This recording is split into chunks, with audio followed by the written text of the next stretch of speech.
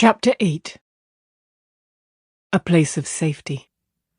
While he was still coming through the door, Rand's eyes went to his father. His father, no matter what anyone said.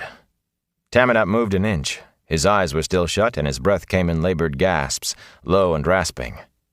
The white-haired gleeman cut off a conversation with the mayor, who was bent over the bed again, tending Tam, and gave Moraine an uneasy look. The Aes Sedai ignored him. Indeed, she ignored everyone except for Tam, but at him she stared with an intent frown. Tom stuck his unlit pipe between his teeth, then snatched it out again and glowered at it. "Man cannot even smoke in peace," he muttered. "I'd better make sure some farmer doesn't steal my cloak to keep his cow warm. At least I can have my pipe out there." He hurried out of the room.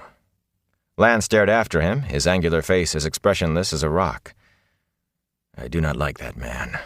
There is something about him I don't trust. I did not see a hair of him last night." "He was there," Bran said, watching Moraine uncertainly. "He must have been. His cloak did not get singed in front of the fireplace." Rand did not care if the gleeman had spent the night hiding in the stable. "My father," he said to Moraine pleadingly. Bran opened his mouth, but before he could speak, Moraine said, "Leave me with him, Master Alvir. There is nothing you can do here now except get in my way." For a minute Bran hesitated, torn between dislike of being ordered about in his own inn and reluctance to disobey an Aes Sedai. Finally, he straightened up to clap Rand on the shoulder. "Come along, boy. Let us leave Moraine Sedai to her...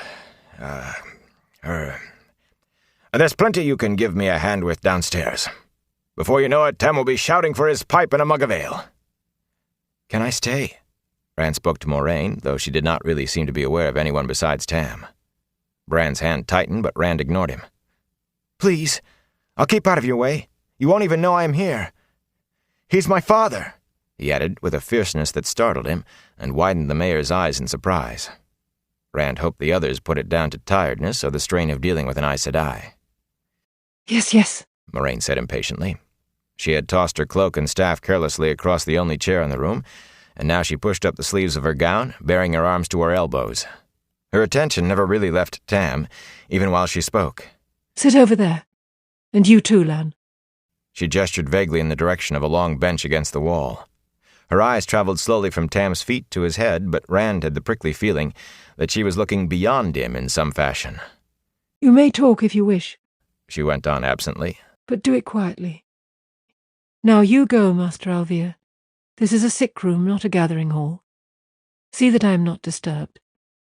The mayor grumbled under his breath, though not loudly enough to catch her attention, of course, squeezed Rand's shoulder again, then obediently, if reluctantly, closed the door behind him. Muttering to herself, the Aes Sedai knelt beside the bed and rested her hands lightly on Tam's chest. She closed her eyes, and for a long time she neither moved nor made a sound.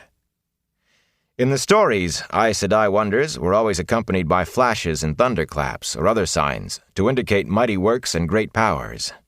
The power, the one power, drawn from the true source that drove the wheel of time.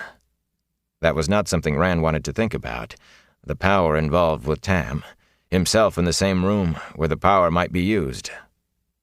In the same village was bad enough. For all he could tell, though, Moraine might just as well have gone to sleep.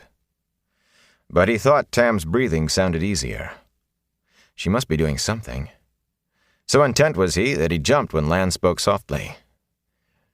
"That is a fine weapon you wear. Is there by chance a heron on the blade as well?" For a moment, Rand stared at the warder, not grasping what it was he was talking about. He had completely forgotten Tam's sword in the lather of dealing with an Aes Sedai. It did not seem so heavy anymore. "Yes, there is. What is she doing?" "I'd not have thought to find a heron-marked sword in a place like this," Lan said. "It belongs to my father." He glanced at Lan's sword, the hilt just visible at the edge of his cloak. The two swords did look a good deal alike, except that no herons showed on the warder's. He swung his eyes back to the bed. Tam's breathing did sound easier. The rasp was gone. He was sure of it. "He bought it a long time ago." "Strange thing for a sheepherder to buy." Rand spared a sidelong look for Lan. For a stranger to wonder about the sword was prying. For a warder to do it... Still, He felt he had to say something. He never had any use for it that I know of. He said it had no use. Until last night, anyway. I didn't even know he had it till then. He called it useless, did he? He must not always have thought so. Lan touched the scabbard at Rand's waist briefly with one finger. There are places where the heron is a symbol of the master swordsman. That blade must have traveled a strange road to end up with a sheepherder in the two rivers. Rand ignored the unspoken question. Moraine still had not moved. Was the Aes Sedai doing anything? He shivered and rubbed his arms, not sure he really wanted to know what she was doing. An Aes Sedai. A question of his own popped into his head then, one he did not want to ask, one he needed an answer to. The mayor. He cleared his throat and took a deep breath. The mayor said the only reason there's anything left of the village is because of you and her. He made himself look at the warder. If you had been told about a man in the woods, a man who made people afraid just by looking at them, would that have warned you? A man whose horse doesn't make any noise, and the wind doesn't touch his cloak? Would you have known what was going to happen? Could you and Moraine Sedai have stopped it if you'd known about him? Not without half a dozen of my sisters, Moraine said, and Rand started. She still knelt by the bed, but she had taken her hands from Tam and half turned to face the two of them on the bench. Her voice never raised, but her eyes pinned Rand to the wall. Had I known when I left Tar Valon that I would find Trollocs and Myrddraal here, I would have brought half a dozen of them.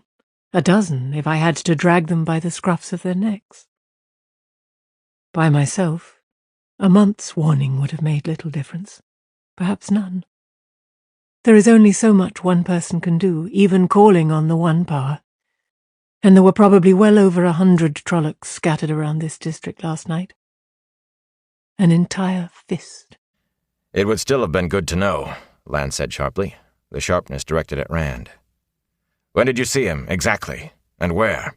That's of no consequence now, Moraine said. I will not have the boy thinking he is to blame for something when he is not. I am as much to blame. That accursed raven yesterday, the way it behaved, should have warned me. And you too, my old friend. Her tongue clicked angrily. I was overconfident to the point of arrogance, sure that the Dark One's touch could not have spread so far. Nor so heavily. Not yet. So sure. Rand blinked. The raven? I don't understand. Carrion eaters. Lan's mouth twisted in distaste. The Dark One's minions often find spies among creatures that feed on death. Ravens and crows mainly. Rats in the cities sometimes. A quick shiver ran through Rand. Ravens and crows as spies of the Dark One? There were ravens and crows everywhere now. The Dark One's touch, Moraine had said. The Dark One was always there, he knew that, but if you tried to walk in the light, tried to live a good life, and did not name him, he could not harm you. That was what everybody believed, what everybody learned with his mother's milk. But Moraine seemed to be saying... His glance fell on Tam, and everything else was pushed right out of his head. His father's face was noticeably less flushed than it had been, and his breathing sounded almost normal. Rand would have leaped up if Lan had not caught his arm. You've done it! Moraine shook her head and sighed. Not yet. I hope it is only not yet. Trolloc weapons are made at forges in the valley called Thakandar, on the very slopes of Shaiol Ghul itself. Some of them take a taint from that place, a stain of evil in the metal. Those tainted blades make wounds that will not heal unaided, or cause deadly fevers, strange sicknesses that medicines cannot touch. I have soothed your father's pain, but the mark, the taint, is still in him. Left alone, it will grow again and consume him. But you won't leave it alone. Rand's words were half plea, half command. He was shocked to realize he had spoken to an Aes Sedai like that, but she seemed not to notice his tone. I will not, she agreed simply. I am very tired, Rand, and I have had no chance to rest since last night. Ordinarily it would not matter, but for this kind of hurt, this... She took a small bundle of white silk from her pouch. Is an Angreal. She saw his expression. You know of Angreal, then? Good. Unconsciously, he leaned back further away from her and what she held. A few stories mentioned Angreal, those relics of the age of legends that Aes Sedai used to perform their greatest wonders. He was startled to see her unwrap a smooth ivory figurine, age-darkened to deep brown. No longer than her hand, it was a woman in flowing robes, with long hair falling about her shoulders. "We have lost the making of these," she said. "So much is lost, perhaps never to be found again. So few remain, the Amelin seat almost did not allow me to take this one. It is well for Emmonsfield and for your father that she did give her permission. But you must not hope too much. Now, even with it, I can do little more than I could have without it yesterday. And the taint is strong. It has had time to fester." "You can help him," Rand said fervently. "I know you can." Moraine smiled, a bare curving of her lips. "We shall see." Then she turned back to Tam. One hand she laid on his forehead. The other cupped the ivory figure. Eyes closed, her face took on a look of concentration. She scarcely seemed to breathe. "That rider you spoke of," Lance said quietly. "The one who made you afraid. That was surely a Myrddraal." "A Myrddraal?" Rand exclaimed. "But Fades are 20 feet tall and—" The words faded away under the warder's mirthless grin. "Sometimes, sheepherder, stories make things larger than truth. Believe me, the truth is big enough with a half-man. Half-man, lurk, fade, shadow man. The name depends on the land you're in, but they all mean Myrddraal. Fades are Trollocs' spawn, throwbacks almost to the human stock the Dreadlords used to make the Trollocs. Almost. But if the human strain is made stronger, so is the taint that twists the Trollocs. Half-men have powers of a kind, the sort that stem from the Dark One. Only the weakest Aes Sedai would fail to be a match for a Fade, 1 against 1. But many a good man and true has fallen to them. Since the wars that ended the Age of Legends, since the Forsaken were bound, they have been the brain that tells the Trolloc fists where to strike. In the days of the Trolloc Wars, half-men led the Trollocs in battle, under the Dreadlords. "He scared me," Rand said faintly. "He just looked at me and—" He shivered. "No need for shame, sheepherder. They scare me too. I've seen men who have been soldiers all their lives freeze like a bird facing a snake when they confronted a half-man. In the north, in the borderlands along the Great Blight, there is a saying. The look of the eyeless is fear." "The eyeless?" Rand said, and Lan nodded. "Myrddraal see like eagles in darkness or in light, but they have no eyes. I can think of few things more dangerous than facing a Myrddraal. Moraine Sedai and I both tried to kill the one that was here last night, and we failed every time. Half-men have the Dark One's own luck." Rand swallowed. "A Trolloc said the Myrddraal wanted to talk to me. I didn't know what it meant." Lan's head jerked up. His eyes were blue stones. "You talked to a Trolloc?" "Not exactly," Rand stammered. The warder's gaze held him like a trap. "It talked to me. It said it wouldn't hurt me, that the Myrddraal wanted to talk to me. Then it tried to kill me." He licked his lips and rubbed his hand along the knobby leather of the sword hilt. In short, choppy sentences, he explained about returning to the farmhouse. "I killed it instead," he finished. "By accident, really. It jumped at me, and I had the sword in my hand." Lan's face softened slightly, if rock could be said to soften. "Even so, that is something to speak of, sheepherder. Until last night, there were few men south of the borderlands who could say they had seen a Trolloc, much less killed one." "And fewer still who have slain a Trolloc alone and unaided," Moraine said wearily. "It is done, Rand. Lan, help me up." The warder sprang to her side, but he was no quicker than Rand darting to the bed. Tam's skin was cool to the touch, though his face had a pale, washed-out look, as if he had spent far too long out of the sun. His eyes were still closed, but he drew the deep breaths of normal sleep. "He will be all right now?" Rand asked anxiously. "With rest, yes." Moraine said. A few weeks in bed, and he will be as good as ever. She walked unsteadily, despite holding Lan's arm. He swept her cloak and staff from the chair cushion for her to sit, and she eased herself down with a sigh. With a slow care, she rewrapped the angreal and returned it to her pouch. Rand's shoulders shook. He bit his lip to keep from laughing. At the same time, he had to scrub a hand across his eyes to clear away tears. "Thank you." In the age of legends, Moraine went on, some Aes Sedai could fan life and health to flame if only the smallest spark remained. Those days are gone, though. Perhaps forever. So much was lost, not just the making of Angreal. So much that could be done which we dare not even dream of, if we remember it at all.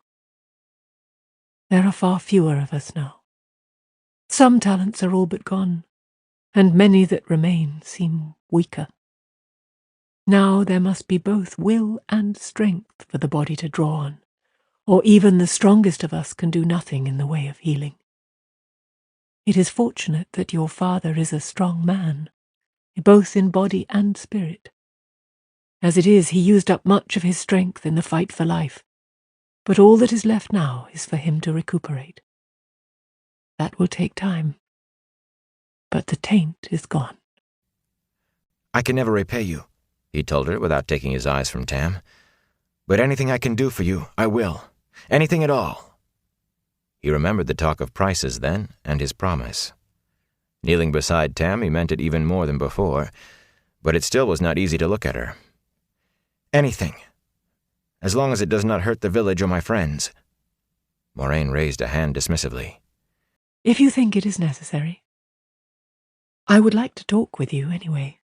You will no doubt leave at the same time we do, and we can speak at length then. "Leave?" he exclaimed, scrambling to his feet. "Is it really that bad? Everyone looked to me as if they were ready to start rebuilding. We are pretty settled folk in the Two Rivers. Nobody ever leaves." Rand? "And where would we go?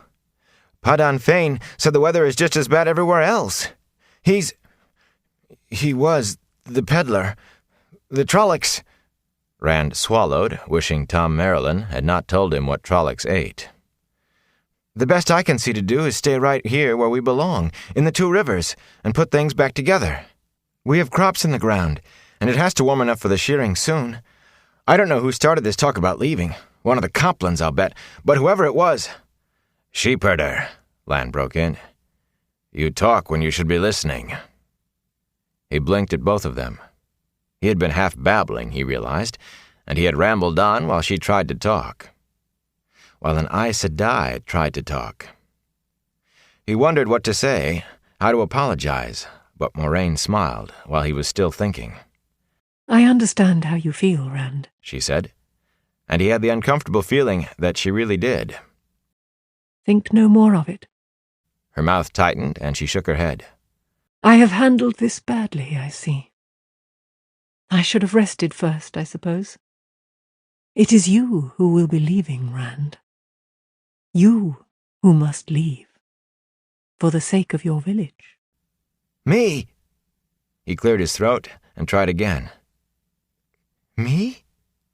It sounded a little better this time. Why do I have to go? I don't understand any of this. I don't want to go anywhere. Moraine looked at Lan, and the warder unfolded his arms. He looked at Rand from under his leather headband, and Rand had the feeling of being weighed on invisible scales again. Did you know, Lan said suddenly, that some homes were not attacked? Half the village is in ashes, he protested, but the warder waved it away. Some houses were only torched to create confusion. The Trollocs ignored them afterwards, and the people who fled from them as well, unless they actually got in the way of the true attack. Most of the people who've come in from the outlying farms never saw a hair of a Trolloc, and that only at a distance. Most never knew there was any trouble until they saw the village. I did hear about Darl Copland, Rand said slowly. I suppose it just didn't sink in. 2 farms were attacked, Lan went on. Yours and one other. Because of Beltane, everyone who lived at the second farm was already in the village. Many people were saved because the Murdral was ignorant of Two Rivers customs. Festival and winter night made its task all but impossible, but it did not know that. Rand looked at Moraine, leaning back in the chair, but she said nothing, only watched him, a finger laid across her lips. "Our farm and who else's?" he asked finally. "The Abara farm," Lan replied. "Here in Emmonsfield they struck first at the forge and the blacksmith's house, and Master Cawthon's house." Rand's mouth was suddenly dry. "That's crazy," he managed to get out, then jumped as Moraine straightened. "Not crazy, Rand," she said. "Purposeful. The Trollocs did not come to Emmonsfield by happenstance, and they did not do what they did for the pleasure of killing and burning, however much that delighted them. They knew what, or rather who, they were after. The Trollocs came to kill or capture young men of a certain age who live near Emmonsfield."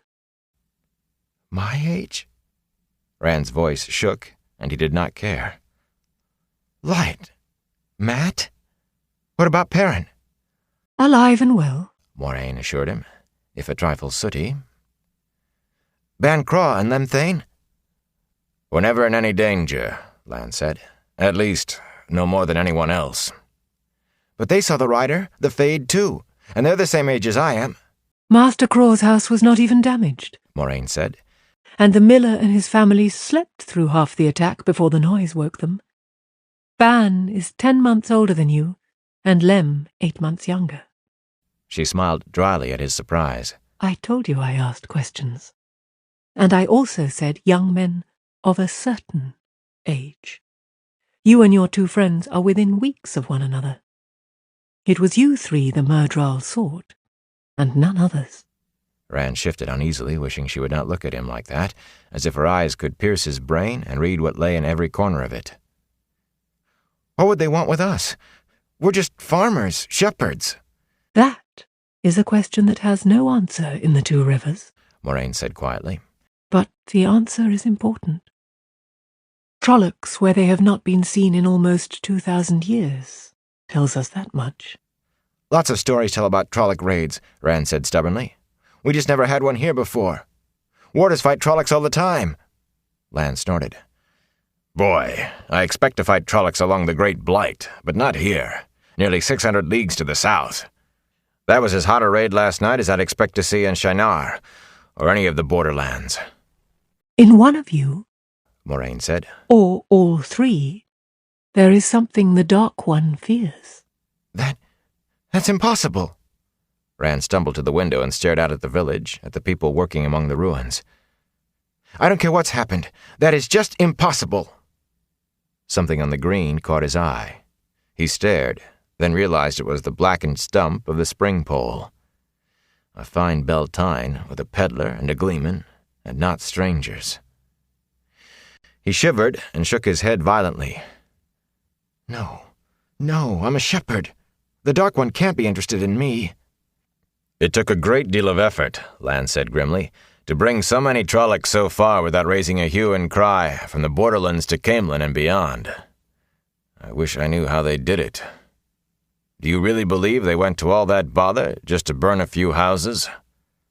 "They will be back," Moraine added. Rand had his mouth open to argue with Lan, but that brought him up short. He spun to face her. "Back? Can't you stop them? You did last night and you were surprised then. Now you know they are here." "Perhaps," Moraine replied. "I could send to Tar Valon for some of my sisters. They might have time to make the journey before we need them. The Myrddraal knows I am here too, and it probably will not attack. Not openly, at least, lacking reinforcements, more Myrddraal and more Trollocs. With enough Aes Sedai and enough warders, the Trollocs can be beaten off. Though I cannot say how many battles it will take." A vision danced in his head of Emmonsfield all in ashes, all the farms burned, and Watch Hill and Devon Ride and Tarrant Ferry. All ashes and blood. "No," he said, and felt a wrenching inside, as if he had lost his grip on something. "That's why I have to leave, isn't it? The Trollocs won't come back if I am not here." A last trace of obstinacy made him add, "If they really are after me." Moraine's eyebrows raised as if she were surprised that he was not convinced, but Lan said, "Are you willing to bet your village on it, sheepherder? Your whole 2 rivers?"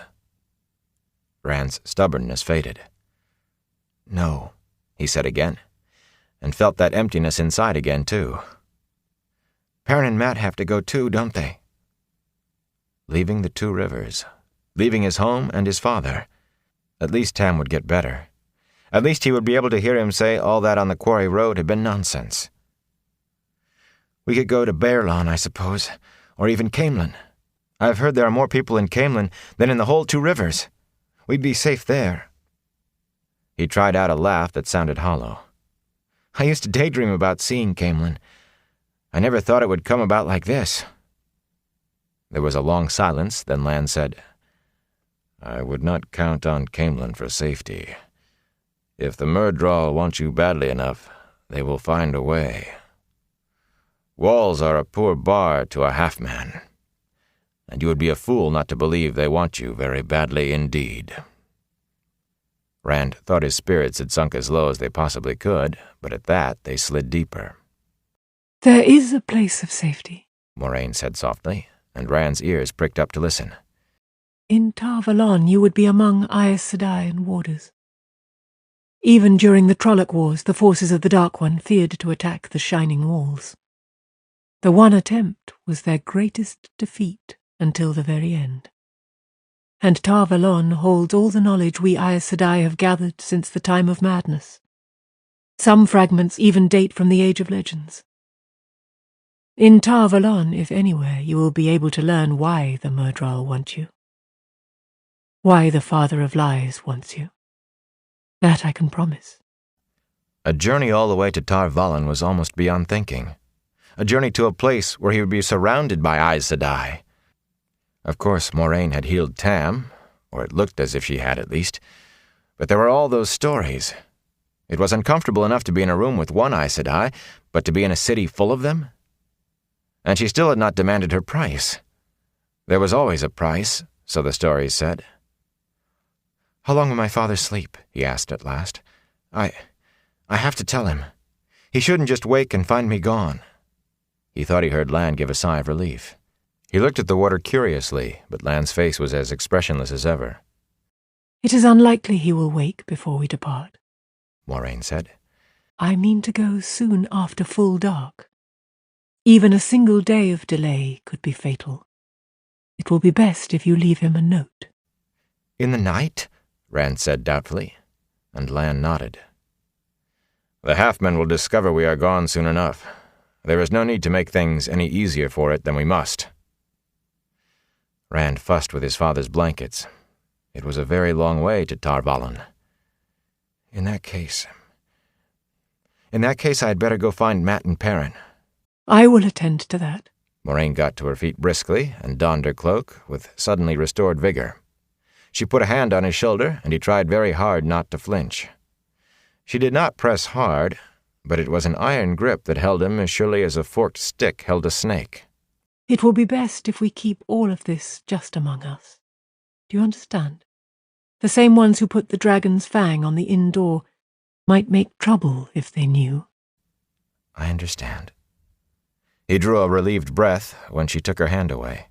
"I will have Mistress Alvia bring you something to eat," she went on, just as if she had not noticed his reaction. "Then you need to sleep. It will be a hard journey tonight, even if you are rested."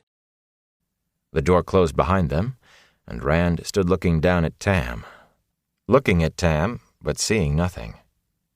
Not until that very minute had he realized that Emond's Field was a part of him as much as he was a part of it. He realized it now because he knew that was what he had felt tearing loose. He was apart from the village now. The Shepherd of the Night wanted him. It was impossible. He was only a farmer, but the Trollocs had come, and Lan was right about one thing. He could not risk the village on the chance Moraine was wrong. He could not even tell anyone.